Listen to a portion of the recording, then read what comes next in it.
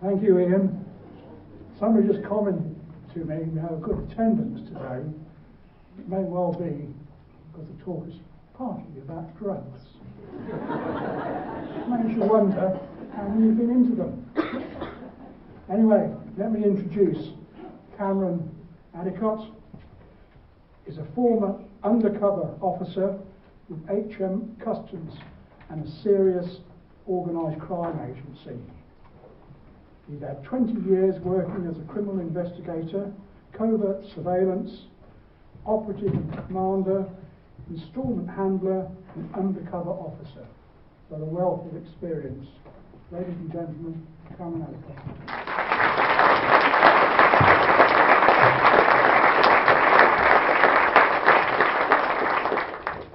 Also frequenter of ladies' toilets. Survivor of the Black Death. Now I have a New Year's resolution. I know it's March, but I promised that I would take pictures of all my lovely audiences. Is your mic on?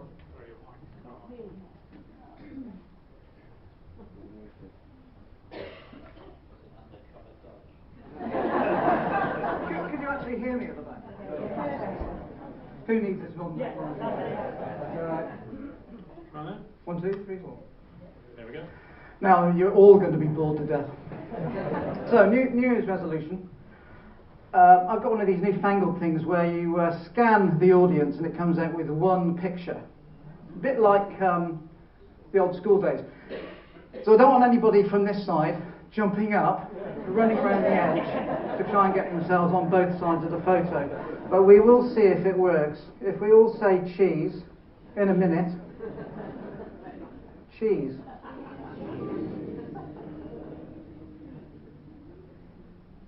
It hasn't got a microphone, you can still talk. I'll show you later. Have you ever thought, as you are walking down the street, who's that guy walking past me? Who's the chap on the train, sat opposite, on the phone, telling everybody he's on the train? Who's the guy in the corner of the pub? Stubble, duffel bag, 2 mobile phones. Could be drug dealer. Could be an armed robber. Could be an undercover cop. Could be your husband, who you told specifically to see you in the Daffodil Cafe at midday, and he's in the Black Dog with a pint of Guinness. They say that you are never more than 6 feet away from a rat in the UK. It's probably a bit further than that for a serious organised criminal, but they are everywhere. Thank you very much for inviting me. My name is Cameron. I spent 20 years as an undercover officer with Customs and the Serious Organised Crime Agency. What I would like to do in the next 3 or 4 hours is give you a detailed insight into the technical workings of all I used to do, or a slightly light-hearted view of what I got up to in the civil service. What we're going to do is look at the criminals, what motivates them, what sort of people they are. We'll look at the methods that I and my colleagues used to employ to try and catch them. We will look at cocaine, the production and the smuggling of. Once they've made their millions of pounds, we'll look at how they try and hide it, how they launder it. And at the end, I will give you a couple of personal thoughts about this war on drugs, which hopefully will elicit some questions. Please, nothing on maths or physics.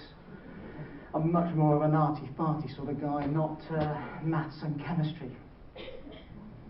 So these criminals, it doesn't matter whether they are the lowest level cannabis dealer in Shrewsbury or multi-million pound money launderer in Dubai. They have a couple of things in common. First of all, they are paranoid.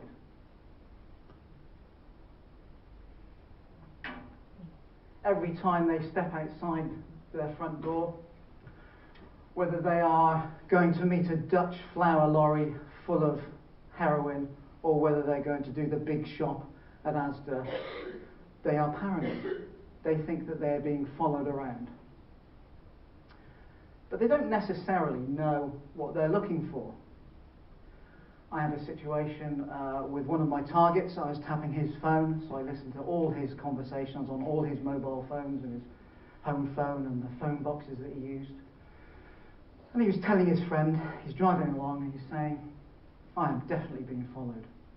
And his friend says, well, how do you know that?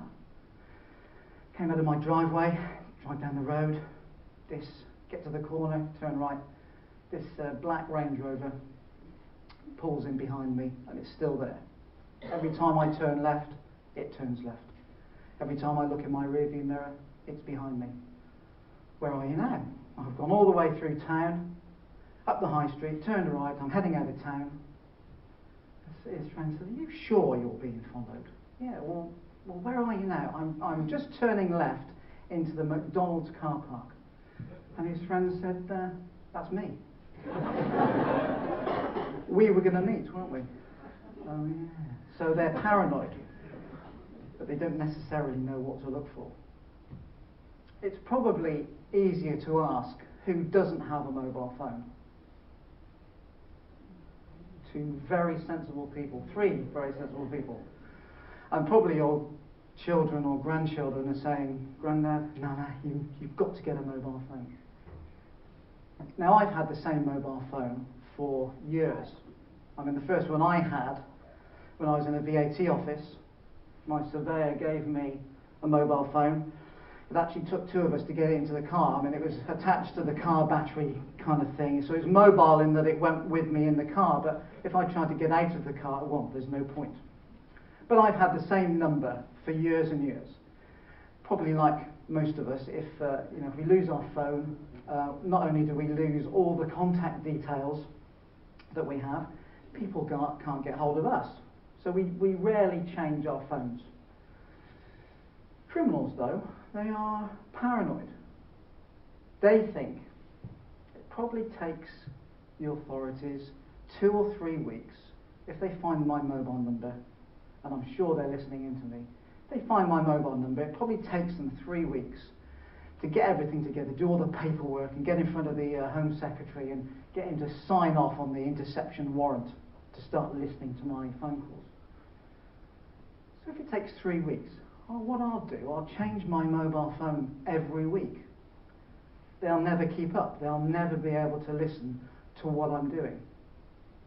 Well, to a certain extent, the criminals are right.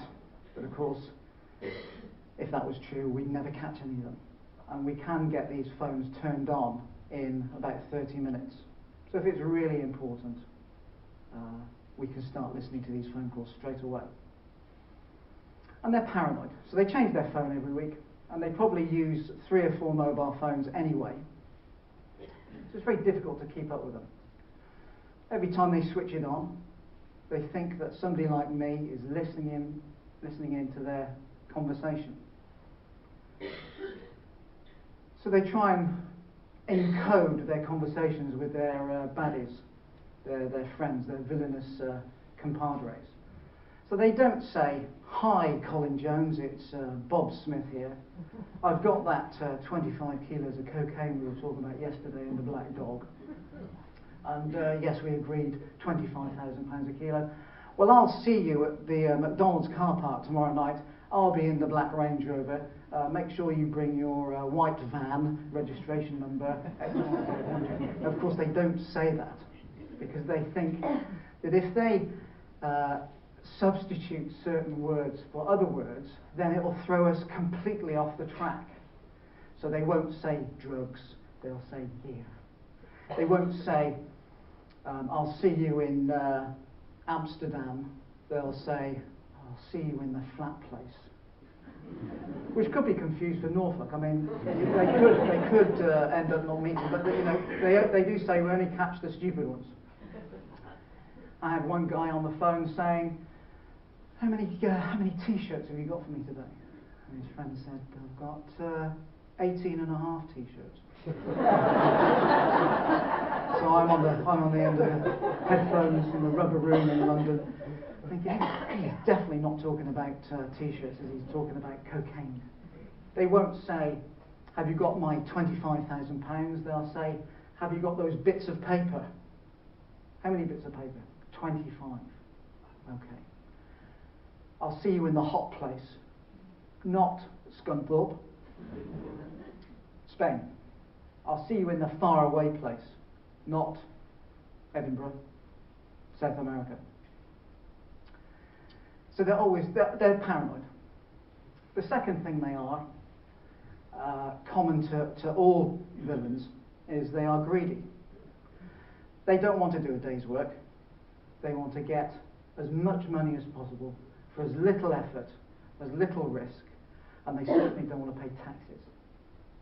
So they're greedy.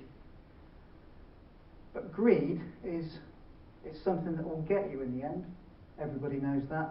If you are greedy, it's karma. Somebody will catch up to you. If you start doing things that you are not experienced at because of greed, it will trip you up. I still have a very good friend, Cockney intelligence officer, lives, breathes London, never been outside East Ham, I don't think. And he gave me an intelligence report. And it was about Hell's Angels drug dealing to all and sundry. And it was headed up West Country drug dealers. And these Hell's Angels were based in Reading, which just shows how far west he ever got. I don't think he'd ever been past the Houses of Parliament. But anyway, they really should have stuck to what they knew. The Hells Angels are a very difficult organisation to infiltrate. Tall, dark, handsome customs officers can't just turn up on their doorstep and say, look, would you mind awfully if we joined your organisation? I've listened to Led Zeppelin, I've got a moped. Very difficult. They're a very rank-conscious organisation, very structured, can't just get in. Now, this intelligence report was that they were moving up in the world. They were very successful. Based in Reading, they would get their cocaine from Kennington, Elephant and Castle, big Colombian community down there, bring the gear back to Reading and dish it out to biker gangs and anybody else who could afford it. But some bright spark had told them that if they could get a yacht to the Canaries, they had a contact in the Canaries that could give them their kilos of cocaine, not for £25,000 a kilo off the Colombians, but for less than £5,000. All they had to do, get a yacht, get to the Canaries. So of course we're very interested in this information, but difficult to follow them around. They're all on Harley Davidsons. But eventually we tracked them. We tracked them down to a boatyard in Southampton where they purchased a yacht. £100,000 cash.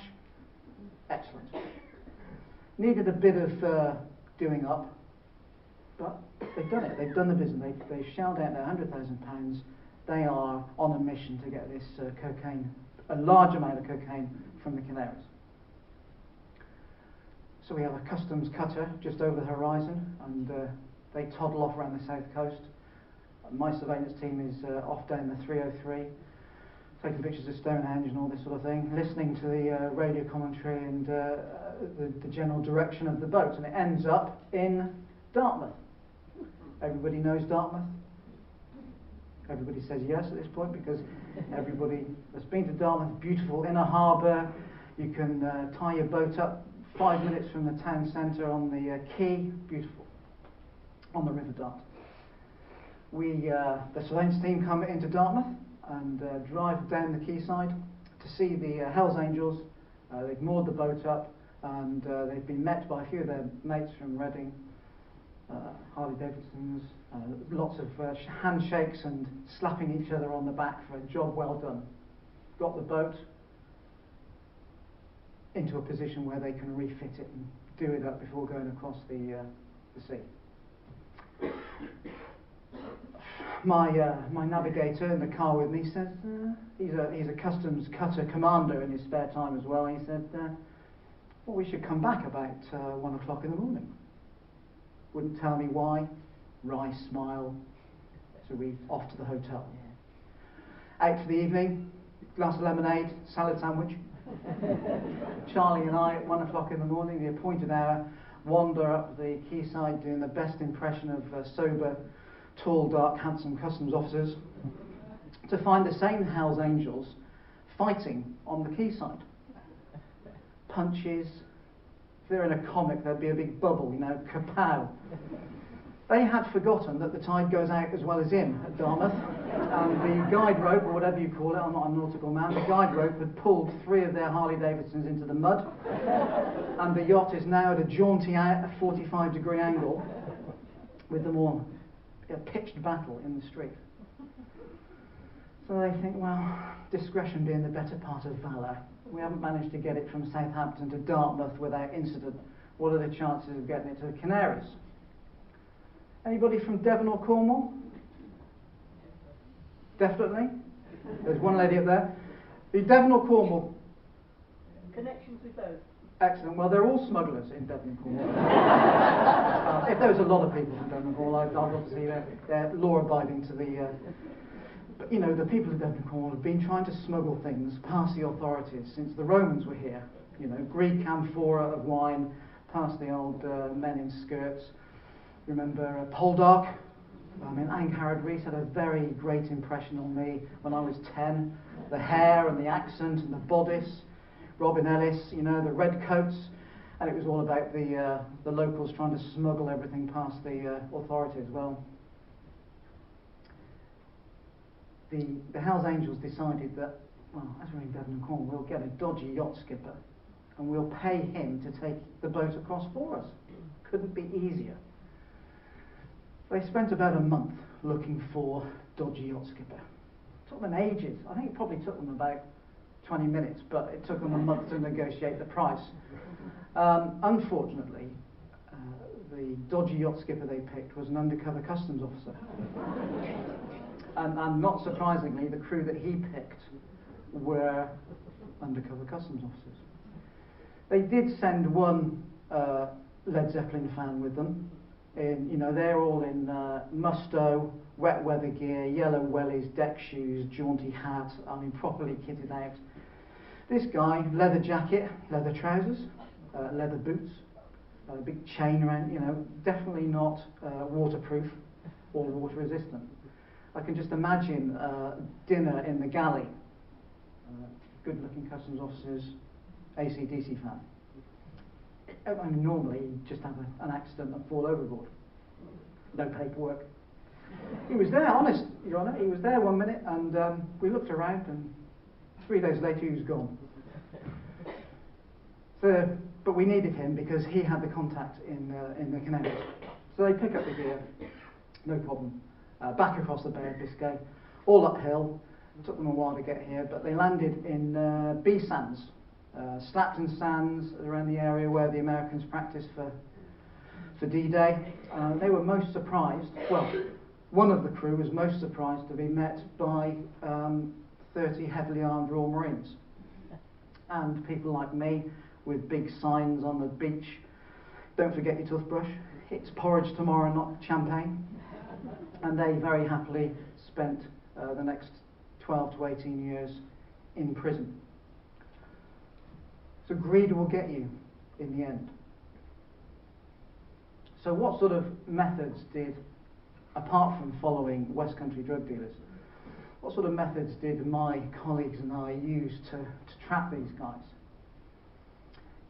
Well, it's all about intelligence. None of these things are about somebody walking around the corner and saying, do you remember the Millennium Dome heist, where they crashed JCB through the front door of the Millennium Dome trying to steal the Millennium Diamond? Did anybody actually go and see the diamond? That's pretty good because it cost 13 quid to get in, and it wasn't real. It's an intelligence-led operation. This operation started not because a policeman in a pointy hat walked around the corner and said, I wonder what they're doing at 4 o'clock in the morning with that JCB. It's all about long-term undercover operations. All the big seizures that you see on the TV, it's all about long-term intelligence gathering. And it doesn't matter whether you are in Elizabethan times or whether you are fighting the Cold War in the 1950s, or whether you're trying to stop drug dealers in 2014. The methods of gathering intelligence haven't changed. You have the interception of communications. So Walsingham would have intercepted a letter, all sealed up, broken the seal, read the contents, resealed it as though it had never been touched, and let it go on its way, and used and acted on that information, probably by going to arrest all the wrong people and chopping their heads off. In 2014, the interception of communications is hacking into emails, listening to phone calls, hacking into social media accounts to gather intelligence so that you can use that information to plan your next step and catch them at the end of the job with their hands on the gear. That's the first way. The second way is you can follow people around. So Walsingham on a horse with a cape, following some poor footpad up the A1. In 2014, a full mobile surveillance team with bikes, cars, pretend taxis, vans, following the person from the minute he leaves his house to the McDonald's car park, where he meets his friend. So you can follow them around. Or you can use undercover officers or informants. They're treated in the same way in law enforcement, to infiltrate the organisation and bring back the intelligence that you need. So we've talked about the Hells Angels and the Coke. We had a similar situation with anybody from Swansea? Feckless. My mother's from Wales, but she's from the nice part. Swansea, there are some very nice parts of Swansea, but we had intelligence, one piece of paper from a policeman in Swansea that said this guy's a heroin dealer, and he's because he's not a user, he's putting all his profits into planning a big importation. He's not just going to continue going to Cardiff and Bristol to get his reasonably small amounts of drugs and bringing them back to the valleys and selling them. He is planning a big shipment. Now, that piece of paper, the first piece of intelligence, we're obviously interested in building that up. But you can't just say, on the basis of that, right, we'll go and tap his phone, because that's very intrusive. To tap somebody's phone is to listen to their whole life. And it's very expensive, and it's a really sharp tool in the toolbox of catching villains. And the Home Secretary is not going to wear it. If you just say, some policeman in Swansea thinks he's a heroin smuggler, can we tap his phone? The answer will be no. There's no point even asking, it won't get past your line manager. Equally, you can't say, we're going to spend £8,000 a day with a full surveillance team following him around every single day from the minute he gets up to the minute he goes to sleep to prove that he's a heroin smuggler. They'll never wear it. It's just too expensive. But you do want to build this piece of paper into some sort of, even if you disprove it, because the policeman might be wrong. It might be information from a competitor who's trying to dob him in. You do need to bottom it out. So you have to go with the cheapest possible route. And that is by getting an informant. Informants are normally part of the criminal community. They have two things. They have to have two things. They have to have the motivation to speak to you, and they have to have access to the information that you want. So the people who live in his street, terraced street, the couple who live opposite see that there's something dodgy going on in this house. They're law-abiding citizens. They have the motivation to tell us registration numbers, descriptions of people coming in and out at all hours. But they have the motivation to tell us, but they don't really have the access to the information that we want. His brother, on the other hand, co-conspirator, loves his brother, knows absolutely everything about his plans to smuggle a large amount of heroin into the country. So he has the access, but he doesn't have the motivation. He hates us. If we approached him, he'd laugh and then go and tell his brother. So we're looking for somebody who has the two things that we want. And it can take months, but we profile absolutely everybody that he knows. People he plays rugby with, people he drinks with, other villains in the community, family, friends, everybody. And it can take months to find that right person. To cut a long story short, we happen upon his live-in girlfriend, who he has a small baby with. And the intelligence is, surprise, surprise, that he's not the best father and partner that a girl could wish for. He's a heroin dealer. But the most important thing was that she wasn't from the valleys. She was from another part of the country. So she doesn't have her mother and father living in the next street. Because like lots of communities, everybody knows everybody else. It would be pointless trying to approach her if the families knew each other. But the intelligence was that he beat her up and that she might be looking to get out of the relationship. But of course, she's got no money, she's got nowhere to go, he doesn't give her very much, she's on benefits. She hasn't really got anywhere to escape to. So on a Tuesday afternoon when she's doing the big shop, Morrison's, obviously if she lived in Shrewsbury, they'd be shopping in Waitrose and Marks and Spencer's. She's pushing the baby in the trolley around the fish aisle and she bumps into somebody. There's no conversation, it's just an apology. Sorry, I bumped into you. Off she goes. When the same thing happened the next week, same shop, same aisle, it was, we bumped into each other last week? Yes, we did. Within a couple of weeks, they've become friends. They're having coffee after the big shop. Terrible coffee in Morrison's, but no account of a taste. And it's over the next couple of months, the relationship is built between our undercover officer and the target's girlfriend, and it's clear that she does want to leave the relationship, can't see her way out, doesn't like all the dealing. She's definitely got in with a bad lad. So she's got the access and the motivation to help us. So now we play our cards. It's called the pitch. We have to tell her that this friend you've had for the last 2 or 3 months is not really your friend. She works for a large and powerful organisation. We want you to give all the information you can on your boyfriend, and then we'll help you get out of the relationship, and there'll be reward money and maybe witness protection if it goes well. I've been in many of those situations where the person has thrown the table at me, thrown a punch, run off, and told the target they're trying to tap me up.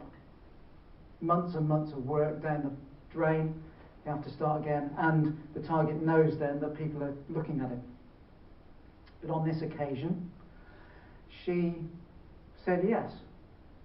It's a big emotional thing, a hurdle to get over, to physically accept the fact that you're going to be betraying somebody that you live with.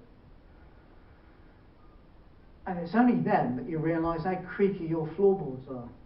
When she gets up in the middle of the night, creeps around the bed, make sure she doesn't trip over the cat, wake the baby, take his mobile phone off the side table, creep downstairs, don't trip over the dog, turn the phone on and hope that all the messages he's got coming through don't come through on loud and wake him up. But she's there to interrogate his phone, give us all the numbers that he's ringing and all the numbers that are ringing him, and the contents of the phone book. And when he's in the lounge on the phone making plans, and she's in the kitchen feeding the baby, she's got to keep an ear out for, is he going to the flat place? Is he going to Birmingham to meet some Turkish lorry driver or middleman?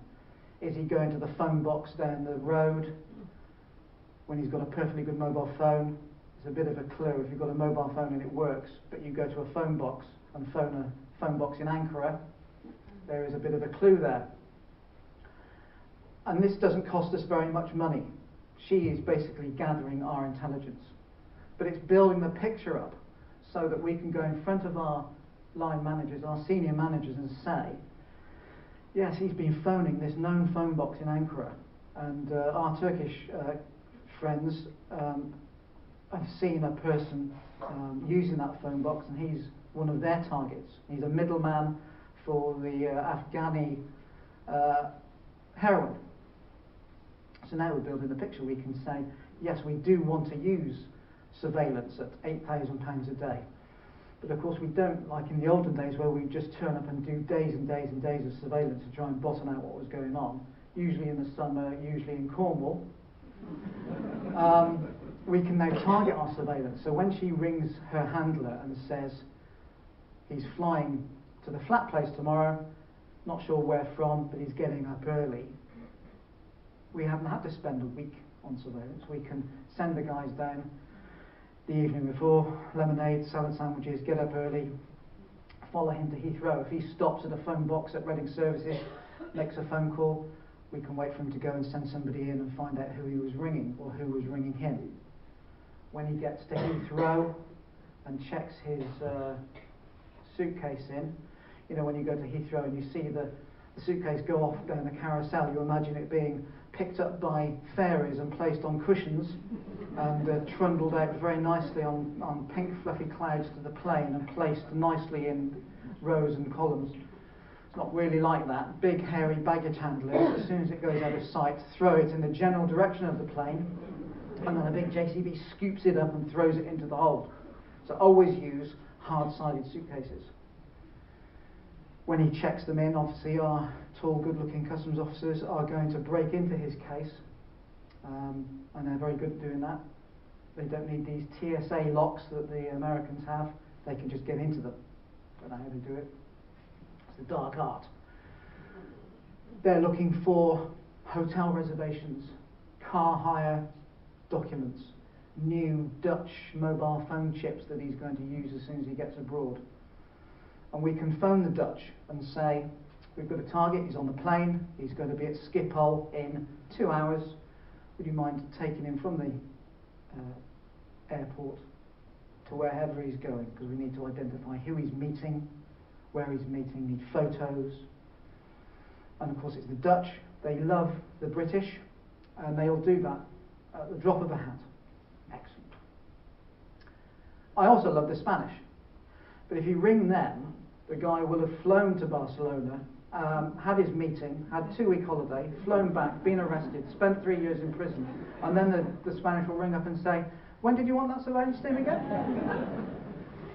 So not much point if he's going to Spain.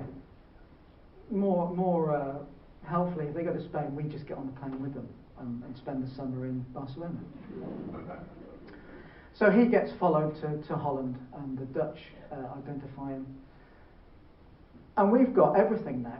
The only thing we don't have is the registration number of the truck, where it's concealed, and when it's coming in, what route it's going to come into the UK. And for that, we need phone taps. But we've done all this surveillance. We've identified everybody in the organisation. So we can go in front of the Home Secretary now and say, we need his phone switched on.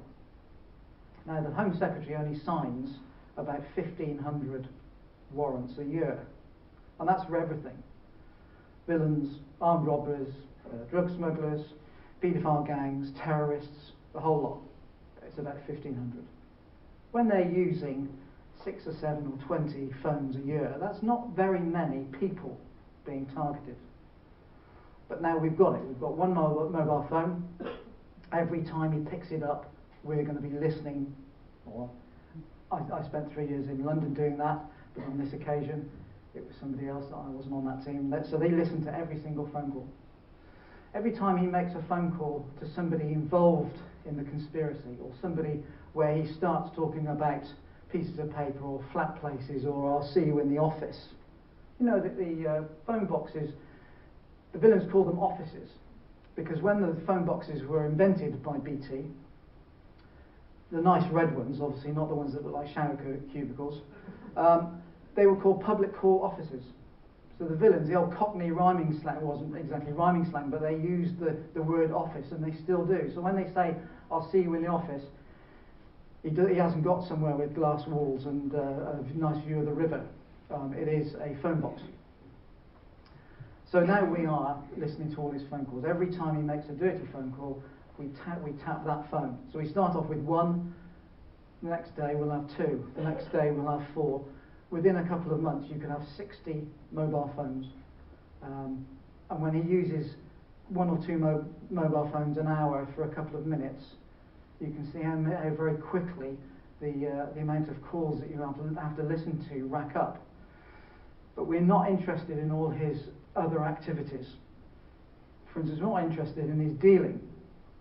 It would help the police, but we would just get bogged down. We just want to know who the lorry driver is, so we can tap his phone. And is he going to give us a clue about what the truck looks like? And in this case, he did. So when the truck came through Dover-Calais with 100 kilos of heroin, they paid a local guy, to take a kilo of heroin from Calais to Dover in his VW Polo. And he went on the same ship as the truck and got off the ship before the truck, and they put a call into customs and said there's a green VW Polo with a kilo of heroin in the back, and they stopped it, and he was dobbed in. The truck sails nicely through because all the customs officers are looking at the Polo. Fortunately, we knew what was happening, so we had the Polo stopped, and the truck was just allowed to go through anyway. But this is a sort of methodology they use. Dob somebody in, takes the attention away from our truckload of heroin, and it drives up to London. Now our guy was in bed in Swansea. He was directing everything by mobile phone. When everybody was arrested at Ferry Lane Industrial Estate on the A13, he was nowhere to be seen. He hadn't had anything to do with he hadn't touched the gear, he hadn't touched the money. He got somebody else to do everything. But he still got 20 years because when you look at the phone billing of everybody involved, he's the only one who spoke to the driver. And when the driver arrived in Dover, the driver phoned him. Now, there was a conversation between the driver and the main man, which clearly implicated him in the conspiracy. But you can't use material from phone taps in evidence.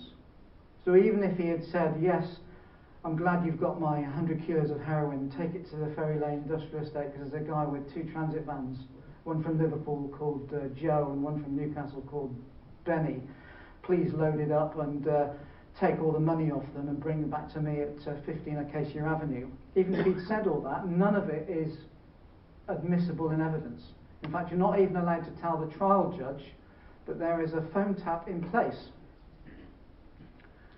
So the conviction is based entirely on circumstantial evidence. And you'll hear this a lot. People say, oh, he must be innocent. It's only circumstantial. Circumstantial is the thing that gets people convicted. Because when you look at the phone calls, he is the only possible one. He is the centre of the spider's web. So he gets 20 years. We all go to the pub and have Guinness and slap ourselves on the back, shake our hands. Our boss goes on the TV and says, what a fantastic job we've done, and it's very dangerous. Thank God we've got these people. But we're part of the biggest gang in the world. The person who needs all the credit is the girl. Because if she wasn't part of any gang, if he'd found out, she'd be dead. I mean, not threats over the phone, or threats in court. I'm going to kill you, copper. This proper dead. So she's now in the witness protection program. New house, new identity, new job. But she's the one who put her life on the line for that. So when you see these massive operations with chief constables telling you how brilliant their policemen are, and they are, remember who started it off, the person who's never named, who is thinking about this guy in prison. He will be going through everything he can imagine to try and work out how he got tripped up, because he was back in Swansea, he wasn't anywhere near the gear. So that's how we catch them. We've mentioned cocaine with the Hells Angels and heroin. Heroin's not actually that big in the UK. I mean, there's enough of it about. It's always in the news. But the thing that makes money, the most profitable drug, is cocaine. Grown on the western slopes of the Andes, Ecuador, Bolivia, Peru, by poor farmers.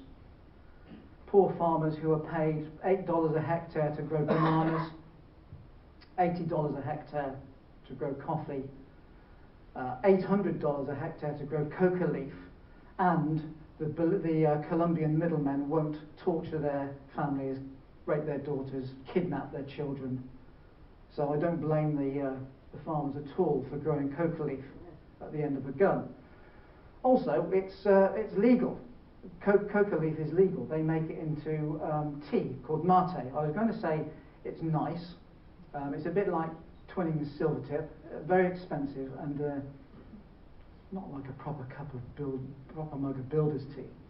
But the Indians have been using it for 1,000 years to alleviate the symptoms of altitude sickness. When the Spanish turned up, it took them about 70 years for a Spanish woman to have a healthy baby at altitude, because they didn't realise that all the healthy babies running around that were Indian were because the women had been chewing coca leaves for years. It makes your mouth slightly numb, but it does stop you throwing up and feeling. I mean, you know when you've got the worst possible flu? At 4,000 metres, if you've got altitude sickness, you feel like death. I mean, it is. You've got to get down, you know. But if you have tea and chew coca leaf, the symptoms go away. In an hour, you're feeling fine. So it's legal. It is bought or forced purchase from the farmers by the Colombian and the Venezuelan middlemen and taken to underground labs in the jungle and turned into cocaine hydrochloride, and then smuggled mostly through the Caribbean into Miami and the States, or through across the Mexican border. But obviously a lot of it comes to Europe. And there are 1,000 ways that it can be smuggled. Some of it not for polite company. So we'll talk about that now. You can understand why they're called stuffers and swallowers. I'll leave it there. One of the ways is through suspension in alcohol. So you buy a couple of bottles of Mount Gay spiced rum, favourite of customs officers, and you drill a hole in the bottom of the bottle, drain the contents out into a saucepan and simmer, gas mark 2, 20 minutes. When I cook and add things to liquid and let it cool, it usually ends up as some sort of horrendous sludge in the bottom of the pan, and my wife says, we'll just go out.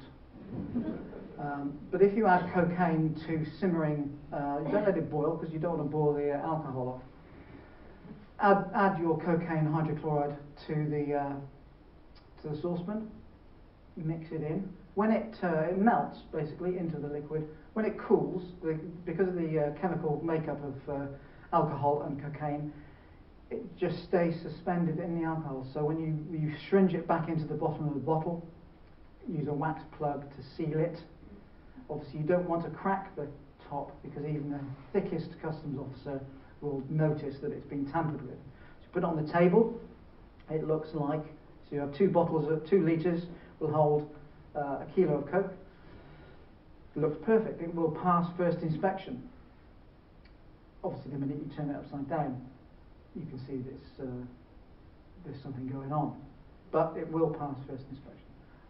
not unlike mangoes or any other fruit, where you can use a razor blade to take the skin off, take the flesh out, pack it with cocaine, glue the peel back on. On the table, it looks, passes first inspection. Don't drop it on your foot, it will break your toes. So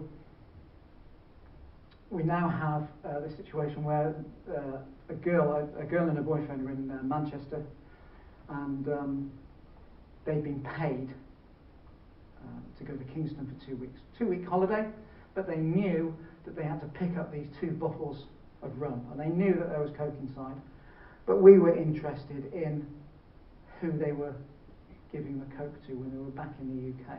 So they go off for their holiday, come back on the red eye, bit of shopping in London, back to her flat in the evening. We're all plotted up around the area. We want to see who's going to turn up and either collect the bottles, or is she going to take them to somebody else. They go in the flat, 11 o'clock at night. She shares a flat with a boyfriend who went with her, so he knew all about it, but also a brother who knew nothing about it apart from the fact they'd been on holiday. He comes back from nightclub, 1 o'clock in the morning. They're in bed, into the kitchen, 2 bottles of rum. My fantastic sister's been abroad, that's obviously a present for me. They found him stone dead in the lounge the next morning. First we knew about it was when the mother and the ambulance turned up. So she got 8 years. You send people to prison as a punishment for the crime that they've done and as a deterrent to other people. She probably didn't need to go to prison, she'd killed her brother. So if you are going to smuggle coke from the Caribbean, make sure you tell the other people in the house. Husband, kids. So that's how they get it, one of the ways that they get it into the country. We've mentioned that it's the most profitable villainous activity, apart from stealing the Millennium Diamond, but I'm not sure how they were going to ever pass that on.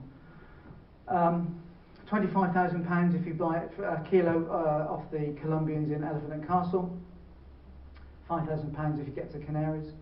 The Dutch will deliver it to your door for £15,000 a kilo. I think the guy's name is Hertz van Rentel. And if you've got a contact in Colombia, you can get it for $500 a kilo. You've got to spend some money getting it back. But if you think that you're going to turn 1,000 grams, cut it into 2,000 grams and sell it for £40 a gram, that is a lot of profit. Gone are the days of the 70s with my hero Jack Regan and the Sweeney, where you could turn up at Heathrow with £100,000 in your bag and they'd say, where are you taking that 100,000? You'd say, I'm going to buy a bar in Spain. Nobody's ever gone to Spain to buy a bar. We knew what it was all about, but there was no money laundering legislation. Now, we just take the money off them. So, is this £100,000 yours? Yes. Where did you get it? I can't remember. Well, we'll have it off you. When you've remembered where you got it, you can come back in 3 days, go in front of a magistrate, and if you can persuade them that it's legitimate, you can have your money back. 99% of the time, they don't turn up. Sometimes they do, and the magistrate will say, and where did you get this money? I won it gambling, Your Honour. Really, what horse did you win it on? I can't remember. You say a casino, yes. What was the name of the casino? I can't remember. Well, you're not having your money back.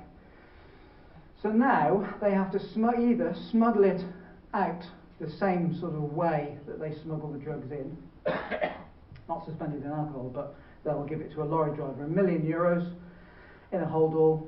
Please take this to Uncle Pedro in Madrid, and then it can get to South America. Well, I'm convinced that if somebody gave me €1 million and £500, I wouldn't go to Uncle Pedro or Madrid. I'd be on the first flight to somewhere else. But I suppose they think they might have kneecaps altered if they did that. So they can either smuggle it Anybody heard of Hawala banking? It's a very intelligent audience because most people say no. 1,000-year-old system of financial transfer based entirely on trust. In the days when usury was illegal, you could move money around the country or countries for a flat commission. And it's alive and well in the UK. In fact, it's alive and well all over the world. Predominantly with immigrant labour. So you have a young man working as a chef in a restaurant, wants to send his money, his wages back to his family in, let's say, Colombo. He will take his money to a Hawala banker. And this guy is just a guy with a phone, a calculator and a safe, notebook. There was a guy up in West Yorkshire in Bingley transferred more money out of the UK in a year than Barclays did in Yorkshire. The whole of Barclays, 30 million he moved. And he basically turned up with your money, £500. Please send this to my mum in Colombo. He'll take a flat commission. He will give you a password, and then he'll ring his opposite number in Colombo. There'll be 50 Hawala bankers in Birmingham probably, and he'll ring somebody that he knows in Colombo and say, Mrs. Singh is going to turn up with a password. Please release local currency to the value of £480, and that's it. The money doesn't transfer, doesn't leave his safe. The FSA hate it, of course, because it's completely undercover, unregulated. But it is a system designed entirely on trust. The minute that anybody reneges on a deal, nobody would ever use the system again. The money in his safe goes to people who are moving money into the country. Now, of course, the villains have latched onto this because there are some unscrupulous Hawala bankers who are quite prepared to take £50,000, £100,000 or more for no questions asked. But the same system applies. The whole of Dubai is built on laundered money, and it's a lot of it Hawala banked in cash from the UK, America, wherever, straight to where it's needed. You'll be pleased to know that we're nearly at the end.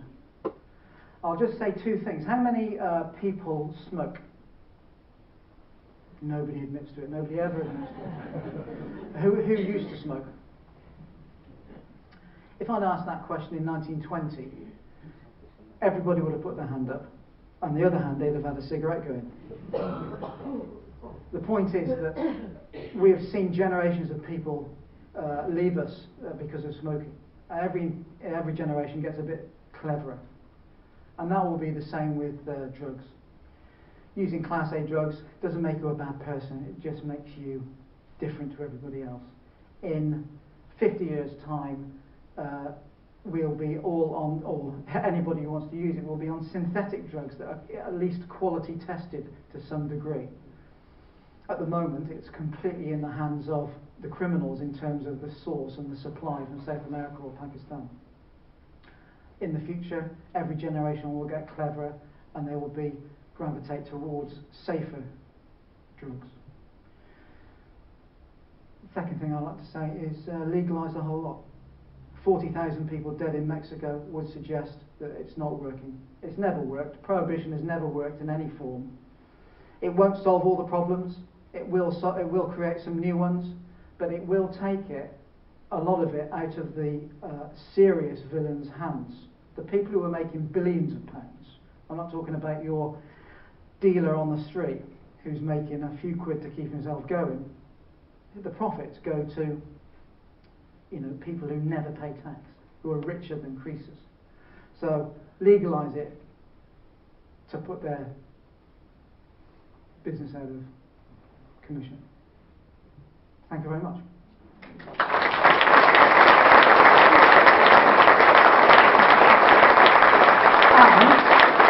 And I'm such a terrible salesman, because I would have mentioned this before, and have a huge stack of books with a life-size cardboard cutout.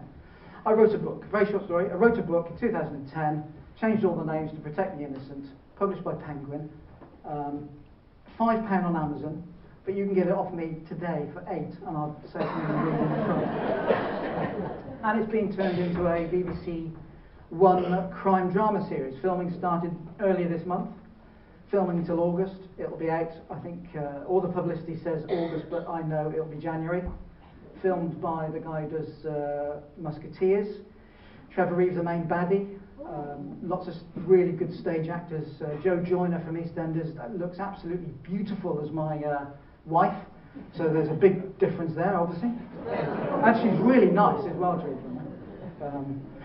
We've had to change it so much that my ex-wife doesn't say, that's supposed to be me, I'm now suing you. But, so that's the sales pitch. I'll have a book. There's one book, you can fight amongst yourselves about it.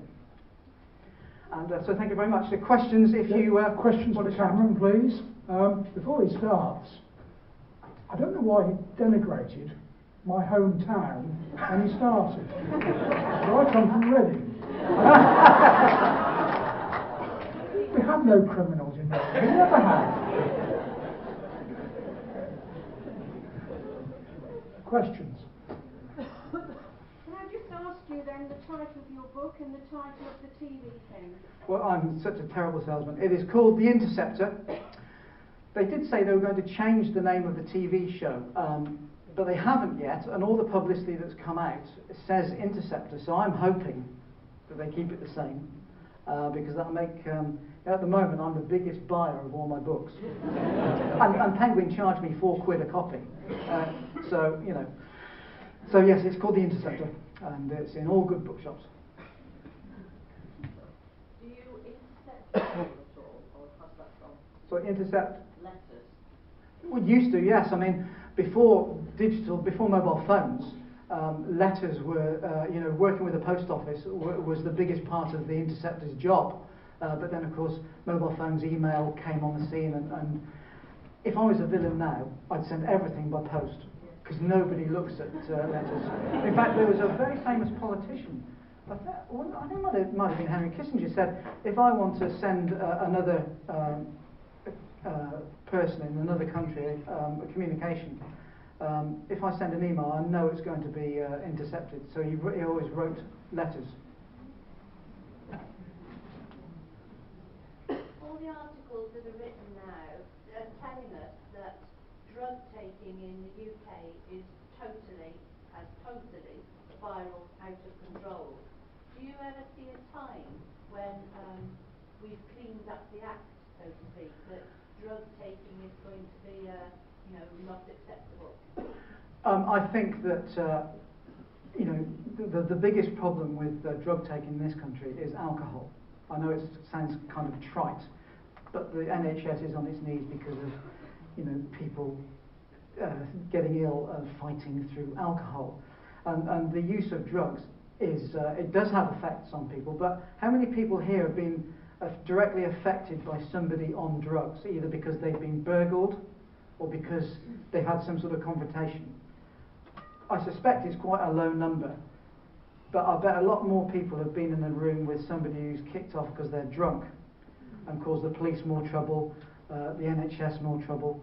So I don't think, spiralling out of control, it's out of control because there are never enough people to deal with it, either nurses, policemen, doctors, custody sergeants. So in that way, it is out of control because if you want to smuggle drugs or use drugs, the chances of getting caught are tiny. So in that terms, it is out of control. But what actual effect it has on people other than the user, and if they have an overdose, obviously the family. But people, I just can't get my head around a 17-year-old kid smoking dope and lying in his bedroom is not as bad as him going out and drinking 8 pints of Stella and punching his girlfriend. I just can't see that. Much worse. Anybody else? No? How can a politician justify we have to say to the community we're going to ban drugs? Make them legal. But I realise that. Sorry, I mean, you know what politicians are like. They'll never say anything that they think will lose them votes. That's what I'm saying. And that is the impossible Rubicon that can't be crossed, because to sort the problem out or to start to address the issue, you have to legalise it or decriminalise it in some way. Politicians want to keep their jobs, and I can see it in a few generations' time when every generation gets brighter, and at some point 20-year-olds will put pressure on the government and say, we're not voting for you unless you do it. But at the moment there's absolutely no chance. But Portugal decriminalised it, sorted out quite a lot of problems. But it's in the source countries that pressure needs to be put. So it is a battle, but it's not even a battle that can be fought. It's just a battle that goes on and you watch from the outside.